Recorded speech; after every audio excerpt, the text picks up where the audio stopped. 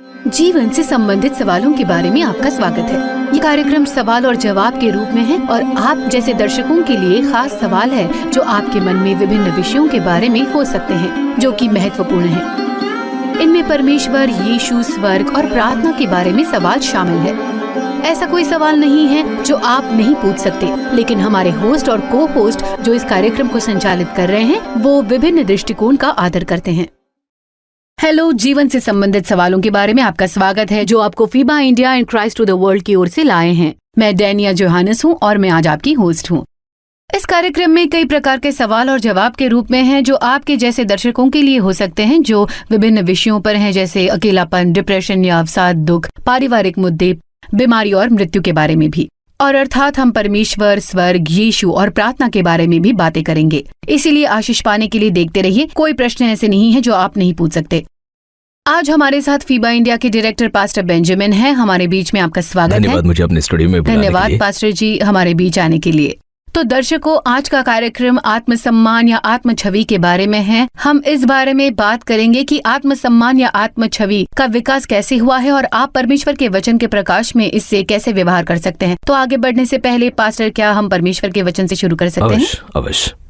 आइए प्रार्थना करें। हमारे दयालु स्वर्गीय पिता, हम इस दिन के लिए आपको धन्यवाद देते हैं। जब हम आत्मसम्मान या आत्म छवि के इस विषय के बारे में सोचते हैं तो हमारे साथ रहें। हमें अपना वचन सुनने में सहायता कीजिए, यीशु के नाम में, आमीन।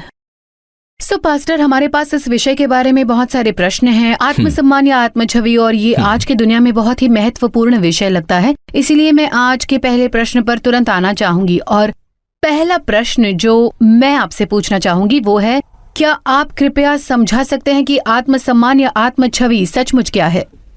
ठीक है, जब आप आत्मसम्मान को देखते हैं तो मेरा मानना यह है कि ये एक व्यक्ति का मूल्य है। आप जानते हैं आप अपने बारे में कैसे सोचते हैं। अब मैं इसे इस तरह से कहता हूं, ऐसी कुछ बातें हैं जो आपके व्यक्तित्व या आपके अपने बारे में सोचने के तरीके को मूल्यवान बनाती हैं। सबसे पहले आपका परिवार, दूसरा समाज, तीसरा वे शिक्षा के तर्क हैं, चौथा है परमेश्वर। अब मैं इसे प्राथमिकता 1, 2, 3, 4 के संदर्भ में नहीं रख रहा हूं, बल्कि इन 4 के संदर्भ में रख रहा हूं। इसलिए यदि आप ऐसे समाज में पले बढ़े जहां लोग आपको नीची नजर से देखते हैं तो यह हमें शांत रखता है। और ऐसे परिवार में जब लोग आपको फालतू कहते हैं या आपको एक लेबल देते हैं तो ये दूसरी बात है जो निशान छोड़ जाती है। और जिस जगह आप अपनी शिक्षा को आगे बढ़ाते हैं, स्कूल या कॉलेज, आपके दोस्त आपके बारे में क्या कहते हैं, ये घाव का निशान छोड़ जाते हैं। और परमेश्वर आपके बारे में क्या सोचता है, ये महत्वपूर्ण है। लेकिन अक्सर हम देखते हैं कि दूसरे के बारे में क्या सोचते हैं। आत्मसम्मान वास्तव में वो है जो आप अपने बारे में सोचते हैं, आप अपने बारे में कैसा महसूस करते हैं। और मुझे लगता है कि मेरे लिए यही है। धन्यवाद पास्टर। मुझे लगता है कि आगे बढ़ने से पहले ये जानना महत्वपूर्ण है कि आत्मसम्मान क्या है। तो अगले प्रश्न की ओर बढ़ते हैं पास्टर। ये एक ऐसी स्थिति को दर्शाता है जिसका सामना कई लोग वर्तमान में कर रहे हैं। ये प्रश्न अशोक का है। लोगों ने मुझे जीवन भर कहा है कि मैं बेकार हूँ। यदि ये सच है तो परमेश्वर मुझे जन्म क्यों देगा? खैर, जो सवाल पूछ रहा है वो बहुत गहरी पीड़ा से पूछ रहा है। मुझे लगता है कि वो हमारे कानों में लगातार नकारात्मक शब्दों के साथ बड़ा हुआ है। ये वास्तविक है। मुझे लगता है कि हम इस प्रश्न को टाल नहीं सकते और ये नहीं कह सकते कि ये केवल एक मिथक है। लोग ऐसा सोचते हैं और ये एक सच्चा डर है और लोग उस व्यक्ति से बचने की कोशिश करते हैं क्योंकि वो व्यक्ति लगातार उन्हें नीची नजर से देखता है या वे उस स्थिति को टालना चाहते हैं। अब मैं इसे इस प्रकार कहना चाहूंगा, जिन लोगों में अपने बारे में आत्मसम्मान की कमी है वे पारिवारिक संगति या सम्मेलन में या किसी और चीज में हिस्सा नहीं लेते। और मेरा मानना है, मैं ये कहना चाहता हूं कि आपकी पहचान इससे नहीं बनती कि लोग आपके बारे में क्या सोचते हैं। आपकी पहचान उसकी ओर से आती है जिसने आपको बनाया है। और मैं ये भी कहना चाहूंगा, बहुत ध्यान से सुनिए, जिसने आपको बनाया वो आपका पुनर्निर्माण कर सकता है। मैं फिर एक बार दोहराना चाहूंगा, जिस परमेश्वर ने आपको बनाया है वो आपका पुनर्निर्माण कर सकता है, और मुझे लगता है यह अत्यंत महत्वपूर्ण है। लेकिन कृपया समझिए, जब लोग आपके बारे में सोचते हैं या आपके बारे में नकारात्मक बातें सोचते हैं, तो वे खुद जो हैं उस विषय में उनकी अपनी भावनाओं को दिखा रहे हैं। और हर कोई वे क्या सोचते हैं इस बारे में तुलना करते हैं, और ये उनके लिए डर की बात है, और वे आपको नीचा दिखाना चाहते हैं। लेकिन ये सच है, और यही आज दुनिया में हो रहा है। हर 12 मिनट में एक व्यक्ति आत्महत्या करता है, और मैं सोचता हूं लोग जो बयान देते हैं उससे बहुत फर्क पड़ता है। और आज की दुनिया आपको नीचे धकेल कर ऊपर चढ़ने पर ध्यान देती है। दुनिया ऐसी ही है, तो इसलिए चाहे आप बाजार में काम करते हो, यदि आप लोगों के लिए डर का कारण है तो वे आपको नीचे खींचने की कोशिश करेंगे। और कलीसिया में ये आपके द्वारा खेला जाने वाला आम खेल है। बिल्कुल पास्टर, आपने बहुत अच्छी तरह से बताया है। तो अगले दर्शक के सवाल की ओर बढ़ते हैं। आप जो कहते हैं या जो परमेश्वर कहता है उस पर मैं कैसे भरोसा कर सकता हूँ? मैं अब किसी पर भरोसा नहीं करता। इस सवाल को पूछने में ईमानदारी बरतने के लिए धन्यवाद। मैं इसे सामान्य नहीं कर सकता, लेकिन मैं सोचता हूं कि प्रत्येक व्यक्ति ने अपने खुद के अनुभव से सवाल पूछा है, और यदि मैं इस सवाल को सही समझ पा रहा हूं तो मुझे लगता है कि वो व्यक्ति अपने आप पर भरोसा नहीं कर पा रहा है। जो कुछ हुआ है उसकी वजह से वो असफलता, डर के मार्ग पर चले हैं। लोगों ने कहा है कि तुम जीवन में असफल रहे हो, जिस काम को तुम छुओगे वो पूरा नहीं होगा, जो कुछ तुम सोचते हो या स्वप्न देखते हो वो नहीं होने वाला। इसलिए जब व्यक्ति असफलता के रवैये के साथ बड़ा होता है और ये कहते हुए बड़ा होता है कि मैं अतिरिक्त हूं, मैं महत्वपूर्ण नहीं हूं, तो उन्हें भरोसा करना मुश्किल लगता है। लेकिन मैं वापस आऊंगा, हो सकता है कि आप अपने आप पर भरोसा न कर पाए, हो सकता है कि आप दूसरों पर भरोसा न कर पाए, लेकिन आप अपने सृजनहार पर भरोसा कर सकते हैं, वो जिसने आपको बनाया। और मैं कहूंगा उसे अवसर दीजिए, उस पर भरोसा करिए और देखिए। और भरोसा करने के लिए साहस लगता है, ये कहने के लिए विश्वास की छलांग लगती है कि मेरे परमेश्वर, मैं उस पर भरोसा करूंगा। प्रभु ने कहा, मैंने तेरा नाम अपनी हथेली पर लिखा है, मैं तुझसे सनातन प्रेम से प्रेम करता हूं, मैं तुझे कभी न छोड़ूंगा और न कभी त्यागूंगा। ये सब भरोसा और विश्वास के कथन हैं। इसलिए आपको बाहर निकलकर कहना है, भले ही मैं दूसरों पर भरोसा न कर पाया, फिर भी मैं परमेश्वर पर भरोसा करना चाहूंगा, क्योंकि वही है जिसने आपको बनाया है। धन्यवाद पास्टर, ये बहुत ही प्रोत्साहित करने वाला उत्तर था, इसीलिए धन्यवाद पास्टर। अब अगले सवाल की ओर बढ़ते हैं। मुझे लगता है ये संबंधित सवाल है, क्योंकि मैंने कभी किसी पर भरोसा नहीं किया, इसीलिए मैं सोचता हूँ कि क्या मैं कभी भरोसा कर पाऊंगा, मुझे क्या करना चाहिए? क्योंकि मैं किसी पर भरोसा नहीं कर पाता, तो क्या मैं भरोसा कर पाऊंगा? ये एक अच्छा सवाल है, उसके लिए समय लगेगा। लेकिन जब आप अपने आप पर भरोसा करना सीखते हैं, तो आपको दूसरों पर भी भरोसा करने की योग्यता होनी चाहिए, क्योंकि आपके जैसे समाज में कई हैं, वे भी आपके पास आकर कहेंगे, मैं अपने आप पर भरोसा नहीं कर पाता। और आप जो उसमें से बाहर निकले हैं कहते हैं, हाँ मैं भी आपके जैसा था, मैंने अपने परमेश्वर पर भरोसा करना सीखा, उसने मुझे खुद की और उसके साथ शीशे के रूप में देखने की योग्यता दी, और मैं ये भरोसा करना सीखा हूं कि उसने मुझे बनाया है। मैंने अपने आप पर भरोसा करना सीखा है। मैं जानता हूं कि ये बातें ऐसी असफलताएं और रुकावटें हैं जिन्हें टाला नहीं जा सकता, लेकिन उसका मतलब ये नहीं कि मैं किसी काम का नहीं। पूरे विश्व में ऐसा कोई नहीं है जिसने असफलता का अनुभव न किया हो। ये वास्तविक है, लेकिन इसका मतलब ये नहीं कि आप अपने आप पर भरोसा नहीं कर सकते। आप किसी खास बात में अपने आप पर भरोसा नहीं कर सकते होंगे, लेकिन भरोसा एक बड़ा शब्द है।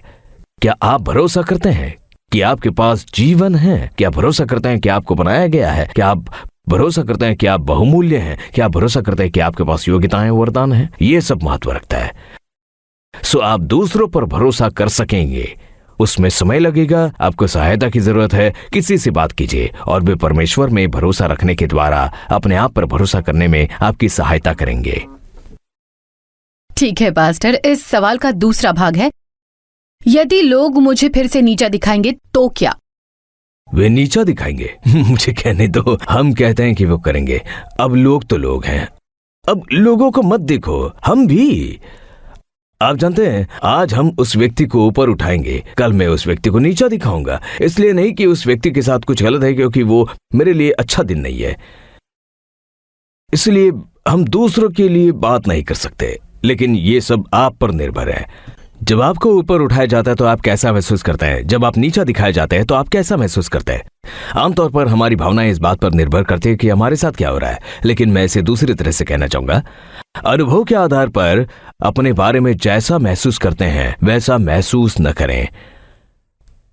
आप जिस तरह महसूस करते हैं वो परमेश्वर के साथ आपके रिश्ते पर निर्भर होना चाहिए। आप जानते हैं, अन्य चीजों की व्याख्या आप करेंगे, वे आपकी पहचान की व्याख्या नहीं करेंगे, लेकिन आप कौन है ये परिस्थिति की व्याख्या करेगा। हम अगले सवाल की ओर बढ़ना चाहेंगे। ये सवाल खुद मेरे पास है।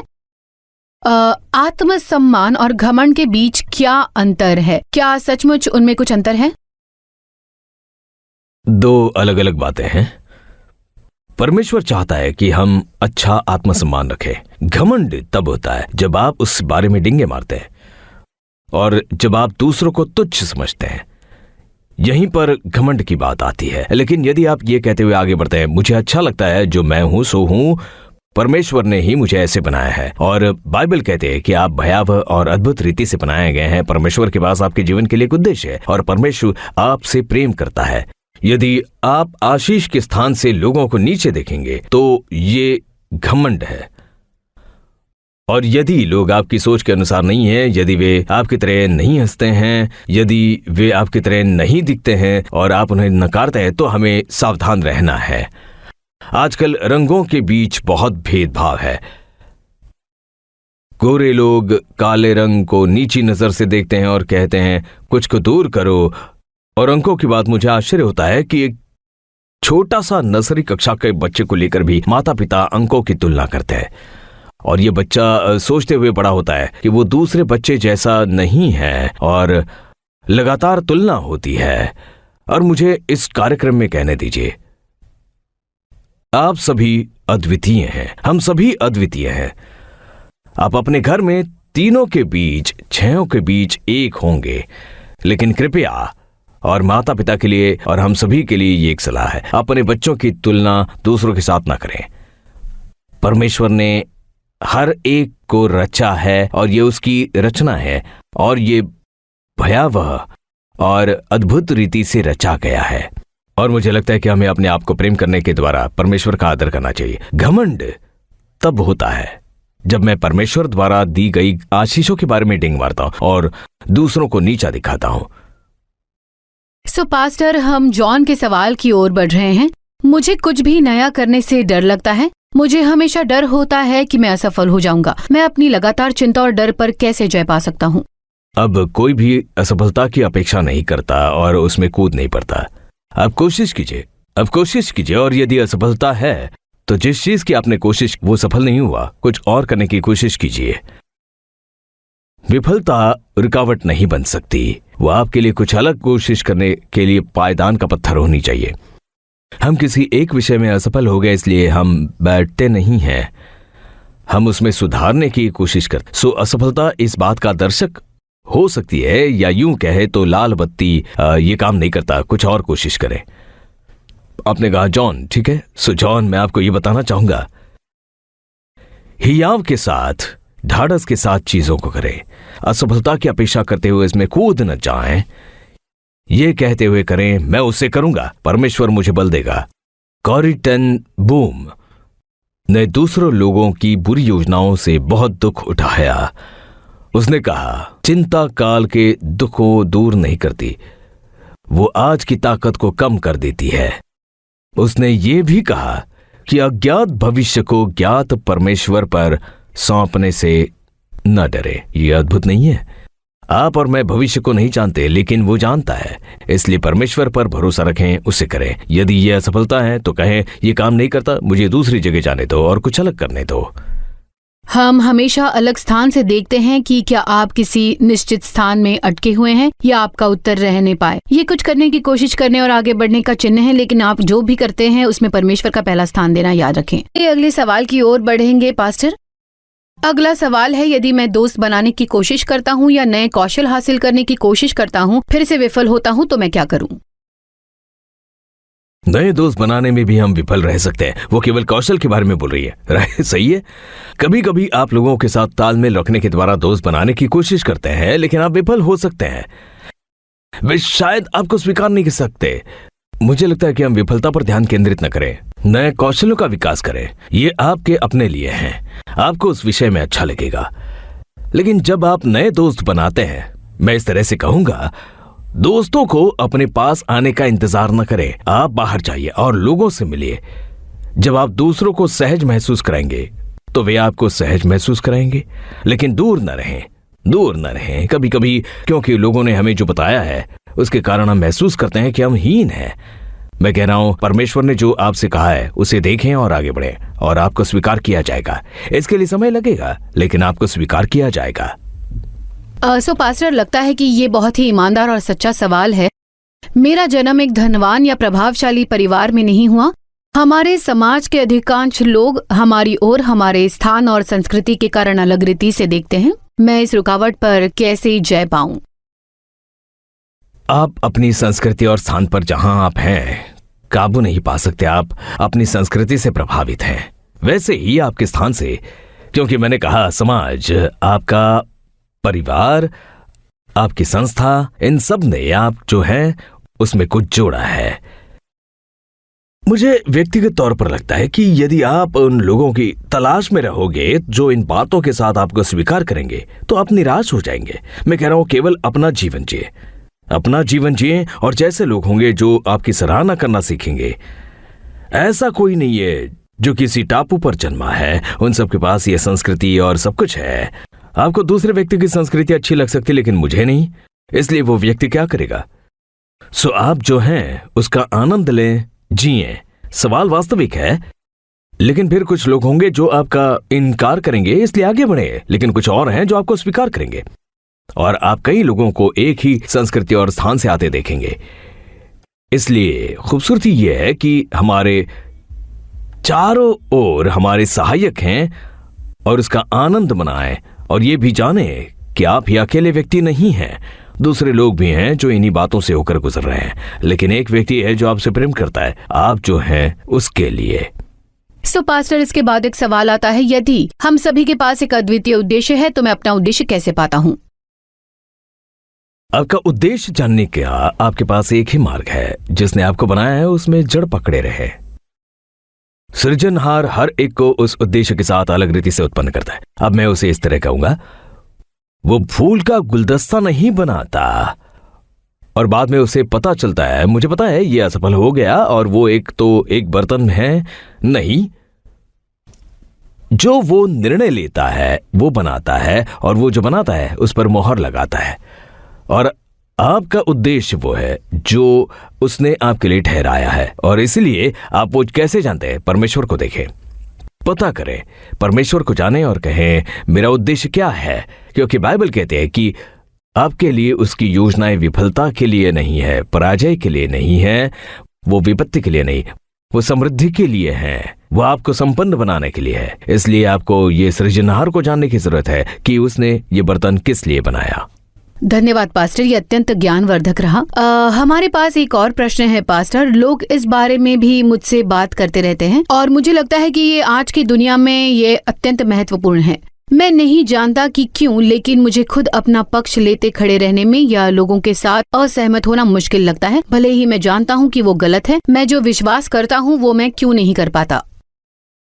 आप नहीं कह सकते। मुझे लगता है आपको वो कहने से डर लगता है, क्योंकि आपको डर लगता है कि आप अपने दोस्तों को खो बैठेंगे। कभी कभी आप वो किस तरह से कहते हैं ये भी महत्वपूर्ण है। अपनी बात में दृढ़ रहना असभ्यता नहीं है। आप दृढ़ रह सकते हैं, आप मुस्कुरा सकते हैं, आप अपने विचार रख सकते हैं, भले ही दूसरे सहमत न हो। परंतु कभी कभी क्या होता है, आप किसी परिस्थिति की ओर देखते हैं और आपको लगता है कि आपके बोलने से फर्क नहीं पड़ेगा, तो आगे बढ़ें। लेकिन आप जो कहेंगे वो निश्चित होगा, तो मुझे लगता है कि आपको उसे करना चाहिए। वे सहमत नहीं होंगे, लेकिन ठीक है। लेकिन यदि आप वो नहीं कहेंगे, यदि कुछ होता है, तो आपको पूरे समय दोषी महसूस होगा। इसलिए कहिए, उसे इस तरह से कहिए जिसे वे समझेंगे और कहेंगे, उन्हें चोट पहुंचाने के लिए नहीं, लेकिन उनकी उन्नति के लिए। धन्यवाद पास्टर। तो फिर से पास्टर, हमारे पास ये सवाल पूछा जा रहा है, आपने जो कहा उसके आधार पर कैसे मैं एक स्वस्थ आत्मसम्मान या आत्म छवि बना सकता हूं? अपने अतीत से सीखें, लेकिन उसी में बने न रहें। जैसा कि मैंने कहा, असफलताएं केवल पायदान के पत्थर हैं, और इसने काम नहीं किया तो कुछ और कोशिश करें। लेकिन मैं बाइबल से एक उदाहरण देना चाहूंगा। बाइबल में पतरस एक कुशल मछुआरा था। उसने सारी रात मछली पकड़ने की कोशिश की और कुछ नहीं पाया, और वो अपना जाल वापस रख रहा था। यीशु वहां से होकर गया और उसने पतरस की नाव का इस्तेमाल किया, और उसने उस नाव में बैठकर लोगों से बातें की, और फिर उसने अपने चेले पतरस को बताया कि क्या तुमने कुछ पकड़ा है? पतरस मछुआरा है, वो जानता है कि मछली कहां पकड़े, मछली कब पकड़े और मछली कैसे पकड़े। उसने कहा, मैंने सारी रात मछली पकड़ने की कोशिश की और कुछ नहीं पकड़ा। यीशु ने कहा, अपना जाल दूसरी ओर डाल। अब मैं ये याद रखना चाहता था, वही दृश्य है, वही नाव, वही लोग, वही जाल, अलग आ गया। कभी कभी परमेश्वर आपके विफलता के स्थान को सफलता के स्थान में बदलना चाहता है। उससे दूर न भागे, वो आपके अकाल के स्थान को भरपूरी के स्थान में बदल सकता है। महत्वपूर्ण यह है कि आप किसके शब्दों को सुन रहे हैं। जब परमेश्वर ये कहता है तो वो पूरा होगा। ये सही है पास्टर। मुझे लगता है काफी लोग एक ही स्थान में बार बार इसी बात से जूझ रहे होंगे और बार बार उसी स्थान में फंस रहे होंगे। मुझे लगता है परमेश्वर की सहायता से थोड़ा सा परिवर्तन कीजिए, शायद परमेश्वर दिशा दिखाए और उसे देखने का चुनाव करते हैं। ठीक है पास्टर, अगले सवाल की ओर चलते हैं। ये सवाल का पिछले सवाल के बाद आता है पास्टर। यदि आप जो कहते हैं वो सच है तो मैं परमेश्वर को अपने जीवन में कैसे आने दूं? ये बहुत ही सरल है। ये एक बच्चे जैसा विश्वास है। आपको बस इतना करना है। अब जानते हैं, ये बाइबल में एक पद है, संकट के दिन मुझे पुकार तो मैं उत्तर दूंगा। देख, मैं द्वार पर खड़ा हुआ खटखटाता हूं। यदि कोई मेरा शब्द सुनकर द्वार खोलेगा तो मैं उसके पास भीतर आकर उसके साथ भोजन करूंगा और वो मेरे साथ। आपको बस इतना करना है कि विश्वास की वो सरल प्रार्थना करें। प्रभु, आपने मुझे बनाया है। प्रभु, आपने अपने बेटे को मेरे लिए मरने के लिए भेजा। प्रभु, आपने मेरे पाप को क्षमा कर दिया है। मेरे हृदय में आइए प्रभु यीशु। सरल है। बाइबल कहती है जब आप प्रार्थना करते हैं तो वो उत्तर देता है। यह तुरंत होता है, वो कभी किस्तों में नहीं आता, यह तत्काल होता है। तो मैं कैसे जीऊं? मैं कैसे उसे आमंत्रित करूं? बस उसे अपने हृदय में सरल विश्वास से आमंत्रित करें, उसे पुकारें। तो पास्टर, क्या हमारे पास कोई दर्शक है जो पूछ रहा है, या यूं ही कहें कि अच्छा लगता है, लेकिन मैं अपने पापों के लिए यीशु की क्षमा और अनंत जीवन कैसे प्राप्त करूं? मुझे क्या करना चाहिए? जब हम प्रभु से विनती करते हैं कि वो हमें क्षमा करे, तो हम उन सारी बातों को याद नहीं करते जो हमने अपने पैदा होने से लेकर अब तक की है। हम कुछ ही बातों को याद कर सकते हैं, लेकिन जब आप उसका सामान्यीकरण करते हैं तब आप कहते हैं, प्रभु मेरे पाप क्षमा कीजिए। आप कहते हैं, प्रभु ये सच्चे दिल से आ रहा है, क्योंकि बाइबल कहती है कि सबने पाप किया है और परमेश्वर की महिमा से रहित है। बाइबल ये भी कहती है कि पाप की मजदूरी मृत्यु है। इसलिए जब आप क्षमा मांगते हैं तो आप केवल कहते हैं, प्रभु जो कुछ मैंने किया है, ज्ञात और अज्ञात, आप मुझे क्षमा कीजिए। और बाइबल कहती है कि वो आपको तुरंत क्षमा करेगा, आपके सारे अधर्म से आपको शुद्ध करेगा। वो हमसे ये नहीं कहता कि हम उसकी सूची बनाएं, वो हमसे ये नहीं कहता कि हम उसका उल्लेख करें। याद रखें कि वो हम कहते हैं, अन्यथा वो जानता है कि ये सच्चे दिल से आता है। जब हम उससे क्षमा पाते हैं, जब हम जानते हैं और विश्वास करते हैं कि प्रतिज्ञा सच है, उसने वो कहा है, तो वो मुझे शुद्ध करेगा, वो मुझे क्षमा करेगा। मैं उसे भरोसे से अपने साथ अपने पैरों पर उठ खड़ा होता हूं कि वो उसने किया। अब ये ऐसा है, जब आप स्टूडियो में आते हैं, आपने ये नहीं पूछा कि उस कुर्सी को बनाने वाला कौन है, आप केवल उस पर बैठ गए। आपने ये भी नहीं पूछा कि वो मेरे बोझ को उठा पाएगी या नहीं। आपने ये भी नहीं पूछा कि कौन सी सामग्री उसे बनाने में इस्तेमाल की गई। आप केवल बैठे और आपने दूसरे को देखा और आपकी टीम के सदस्य को उसे कुर्सी में बैठे हुए देखा और आप बैठ गए। विश्वास करना केवल भरोसा करना है। परमेश्वर ने जो कहा है उसे वैसा का वैसा स्वीकार करना है। अब आप जहां कहीं हैं, चाहे आपका ऑफिस हो, आपका शहर, या आप घर में देख रहे हैं, एक घर के एकांत में, आप ये सरल प्रार्थना कर सकते हैं, परमेश्वर से विनती कर सकते हैं कि आपके पाप को क्षमा करें और उसे अपने उद्धारकर्ता के रूप में ग्रहण करें। अब हम एक प्रार्थना करेंगे एक साथ, और जब हम प्रार्थना करते हैं तो आप दोहराइए।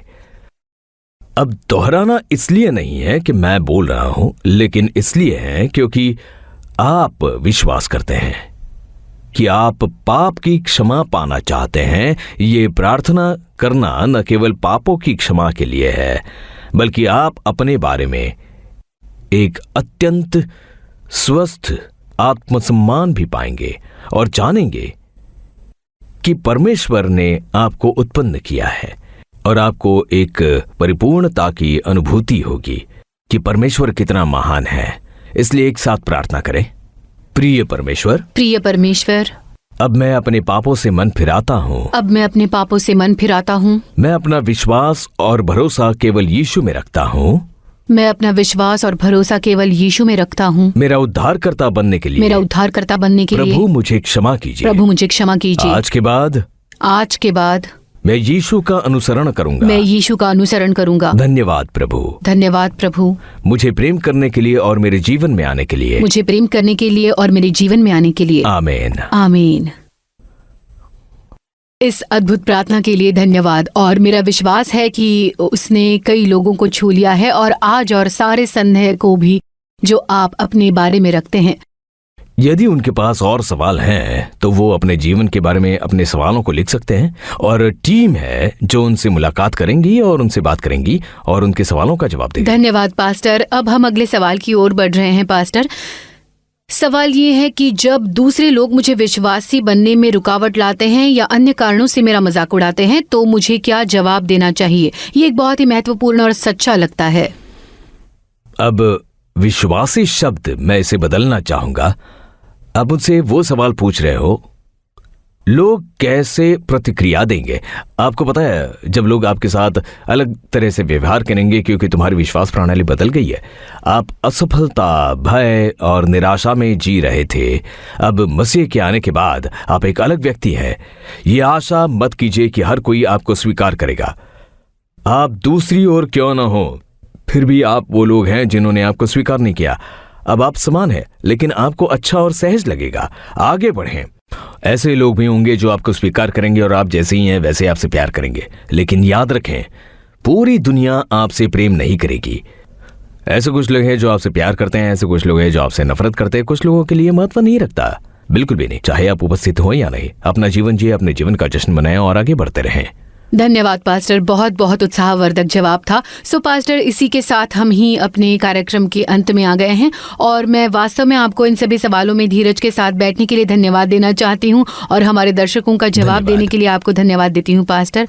और दर्शकों, आप में से जिनके पास और प्रश्न हो सकते हैं और चिंताएं या दुश्चिंताएं, आप निश्चित रूप से पास्टर बेंजामिन और फीबा से संपर्क कर सकते हैं, और लोग निश्चित रूप से जवाब देने और आपकी चिंताओं में भाग लेने के लिए यहाँ है। देखने के लिए बहुत बहुत धन्यवाद। कृपया अगली बार फिर से वापस आइए। ये जीवन के बारे में प्रश्न है क्राइस्ट टू द वर्ल्ड और फीबा इंडिया की ओर से। धन्यवाद।